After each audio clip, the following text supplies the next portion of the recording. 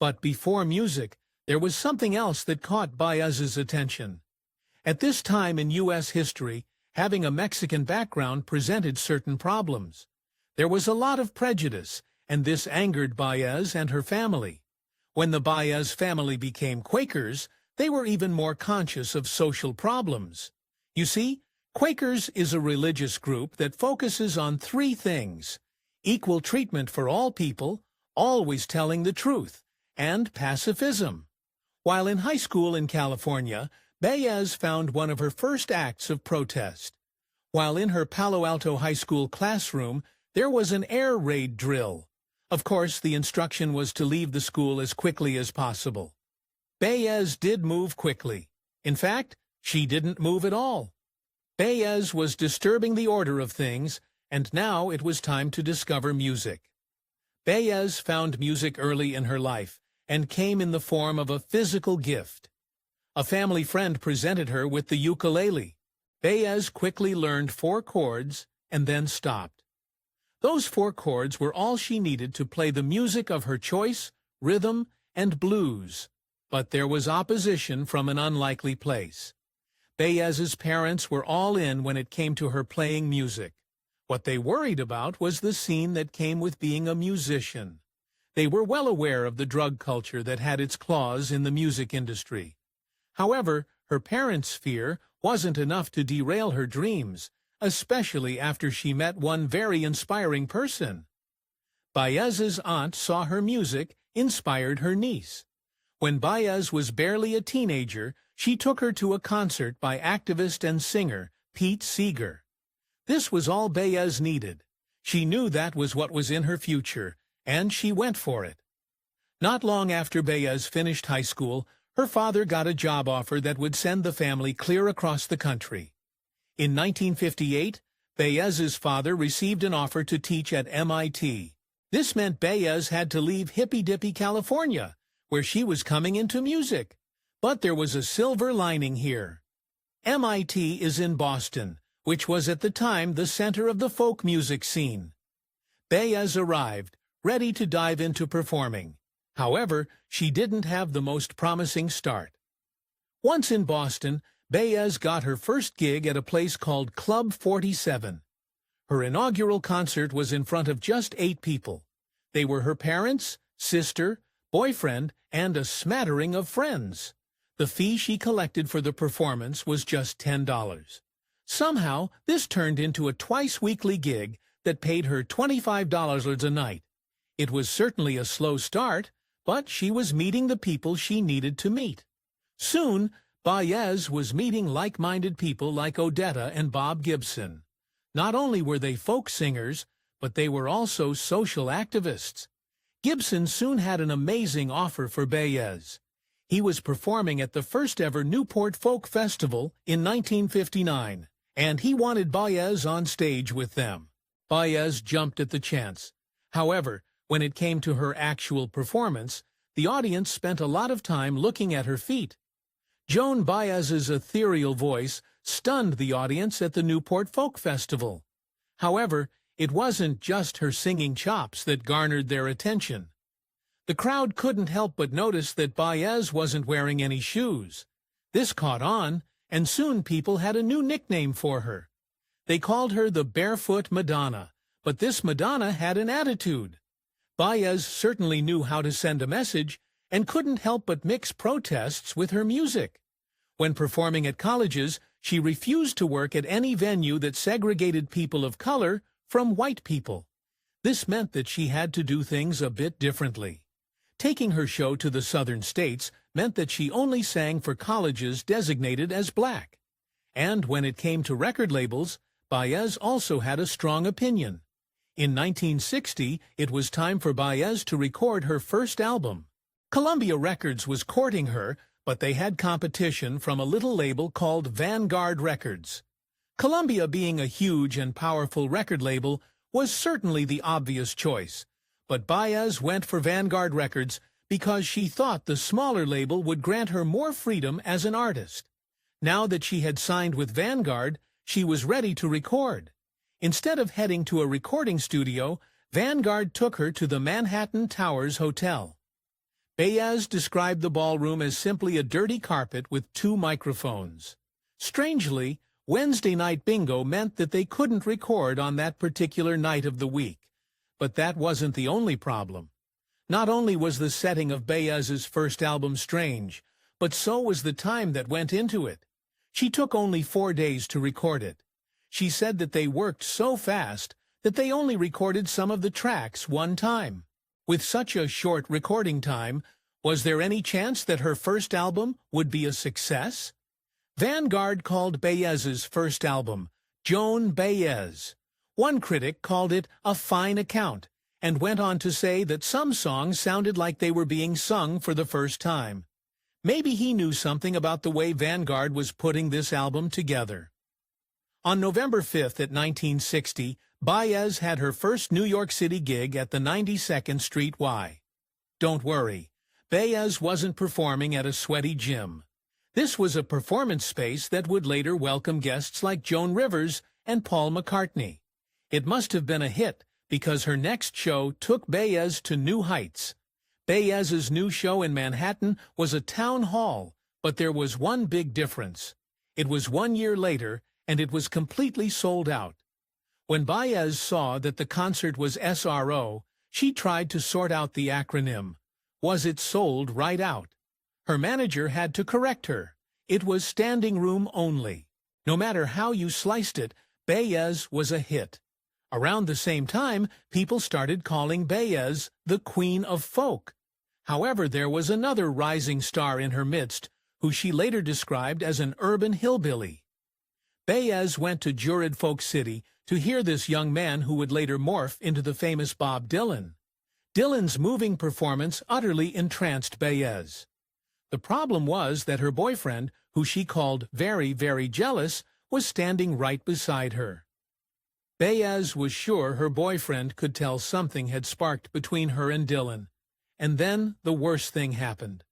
After Dylan had finished singing, he walked right up to Bayez. You see, Dylan knew exactly who Bayez was and wanted to meet her. He'd had her album on non-stop rotation at home and was over the moon to see her at his concert. He walked up to Bayez and simply said, hi. At this time, Bayez's fame was soaring higher than Dylan's, and a year after they met, she would appear on the cover of Time magazine. She also decided to give Dylan a boost by bringing him on stage during her concerts. Dylan's raspy voice wasn't that welcome to the fans of Bayez's lovely soprano, but there was something special about Dylan that interested Bayez. For exclusive perks like early access to new videos, priority replies to your comments, and to have your say on future content, consider becoming a Factornate member. On top of that, your support helps keep the channel going. Click the link in the description for more details.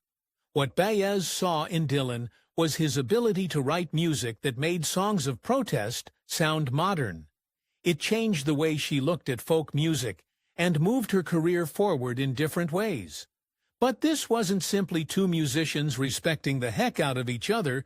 There was something more happening here. Somewhere along the line, Bayez and Dylan discovered they had romantic feelings for each other.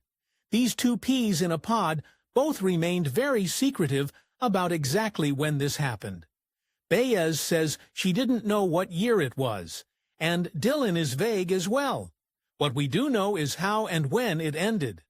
By 1965, Dylan's career was soaring and he had a UK tour. He invited Bayez along, which is something shockingly strange. Where Bayez had welcomed Dylan on her stage many times, Dylan did not return the favor. Bayez said she felt sorry for herself and neurotic about the situation. She couldn't figure out why her boyfriend didn't want her on stage with him. 1965 would prove to be a pivotal year for Dylan. Right before the tour, he released Bringing It All Back Home, in which he debuted a controversial electric style. Perhaps he was turning a new chapter, one that didn't include the soft, soaring vocals of the Queen of Folk. The excuse he gave later was that he was just trying to deal with his sudden and huge popularity. One way or the other, their short-lived relationship came to a devastating close. While Dylan had fame on the brain, Bayez took their breakup very hard. She said that Dylan broke her heart and later described their time together as totally demoralizing. What Bayez needed now was a new way to mend her bleeding heart. Bayez had to learn how to carry on with life without Dylan, so she decided to switch out of folk music for a while. You could speculate that she did this to wash Dylan out of her hair completely.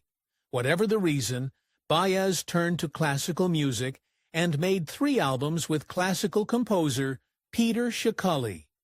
As messy as the saga of Joan Bayez and Bob Dylan had proved to be, in 1968 Bayez did something quite odd. She went to Nashville, Tennessee, and recorded Any Day Now. The weird thing was that this album contained cover songs by Dylan and nothing else. Bayez recorded 2 albums that year in Memphis. There was one full of Dylan covers, and the other was a tribute to her husband that would come out the following year. Yep, Bayez had tied the knot. And the story of how they met is a folk music fairy tale that started during a protest.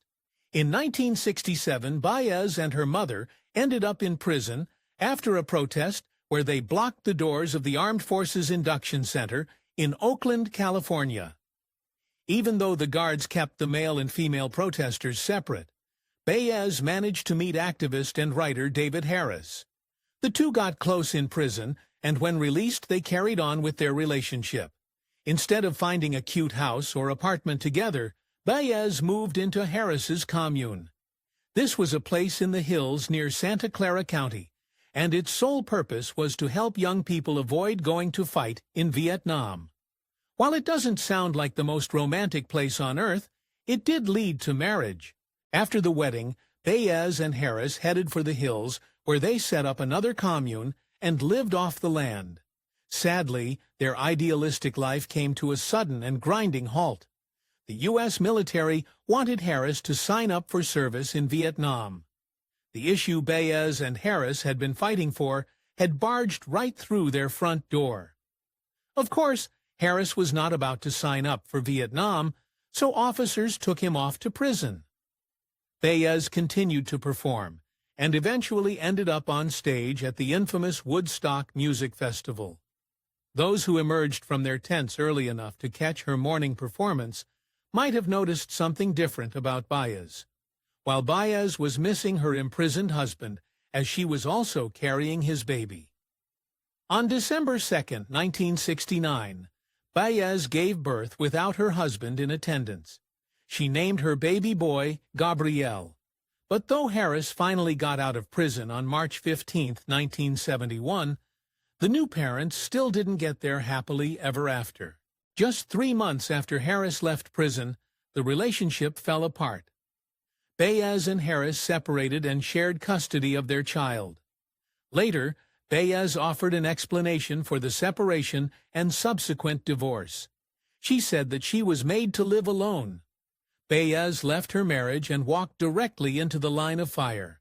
Back in 1964, Bayez had been open about her disagreement about sending soldiers to Vietnam, and she wasn't quiet about it. She'd encouraged people to stop paying taxes and started the Institute for the Study of Nonviolence. At her concerts, she spoke about the benefits of young men avoiding the draft. Soon, Bayez would be traveling to Vietnam herself. In 1972, the Vietnamese Committee for Solidarity with the American People invited her to Vietnam to see firsthand what was happening in the battered country. Bayez traveled to Hanoi, Vietnam, and planned to spend Christmas there, and this would be a trip she would never forget. On Christmas Eve in Hanoi, Bayez sang the Lord prayers, but then a loud sound interrupted her beautiful voice. The U.S. military had sent Phantom jets to drop explosives on Hanoi, but it wasn't just Phantom jets. They had also sent B-52s, which can devastate entire areas of a city. The air raid sound was howling over her. In the end, the Christmas Day attacks were massive. Between December 18th and the 30th, the military dropped 100,000 tons of explosive devices. A U.S. officer said this was the biggest aerial operation in the history of warfare. When Bayez emerged from her safety area, a horrifying scene awaited her. Bayez and her fellow peace-loving Americans witnessed the destruction the airstrike had caused. They saw destroyed homes and buildings, and of course, they saw firsthand the loss of human life. A stunned Bayez was lucky to be alive. She blamed the U.S. military, but she also threw her criticism in another direction. Later, Bayez would publish advertisements in 4 major U.S. newspapers that criticized the Vietnam government. Bayez's decision to speak out against the Vietnamese government sent shockwaves to the protest community, and one high-profile activist took great offense. Another performer associated with the Vietnamese protest movement was Hollywood sensation Jane Fonda. Fonda was not at all on board with Bayez's criticism of the Vietnamese government and was not shy about saying so. A feud started, but what most people didn't know was that Bayez and Fonda had history. Back in 1967, Fonda was filming the sci-fi film of Barbarella in Rome and living in a castle with her director husband, Roger Vadim. One day, Fonda was in the kitchen making gazpacho, and Bayez walked in unannounced. Fonda couldn't believe her eyes. Bayez walked right up to Fonda, took her hands, and told her they were beautiful. From this strange moment, a friendship was born. Sometime in the early 1980s, Bayez dated a young man who had an interest in computers. The man was Apple computer honcho Steve Jobs. Apparently it was quite serious, at least for Jobs. He contemplated popping the question, but reportedly her age ended up being an issue. Unlike Jobs, Bayez wasn't planning on having any more children. As Bayez involved herself in such serious issues, some conclude that she had no sense of humor. In 1986, NBC's Get Show Saturday Night Live pushed this idea with their mock game show, Make Joan Bayez Laugh. Nora Dunn portrayed Bayez, and yes, she did eventually laugh. But for the real Bayez, the politics were no laughing matter. While Bayez is intensely political, she always shied away from getting involved with a single political party. That all changed in 2008. She mailed in a letter to the San Francisco Chronicle, wherein she fully endorsed Barack Obama. She later said that he reminded her of Martin Luther King Jr. Years later, another president would have her taking a party line. Bayez hadn't had a new song in 27 years, but she broke that dry spell for a cause she felt passionate about. In April 2017, she released Nasty Man on her Facebook page. This song was a protest against U.S. President Donald Trump. That same year, the Rock and Roll Hall of Fame welcomed her in. Lately, it seems that Bayez is busy collecting her accolades. On the list is a Grammy Lifetime Achievement Award and a Spirit of Americana Free Speech Award. In 2015, Amnesty International gave her a joint award for Ambassador of Conscience. Rolling Stone also got involved and honored her with a ranking of 189th on the list of the 200 greatest singers of all time. I'd say there's still more to come from Joan Bayez. If you enjoyed this fact in a video, give it a thumbs up and subscribe for more incredible stories. Want to say who we cover next? Join our membership program through the link in the description for exclusive perks. Your support means everything to us. Thanks for watching, and we'll see you in the next one.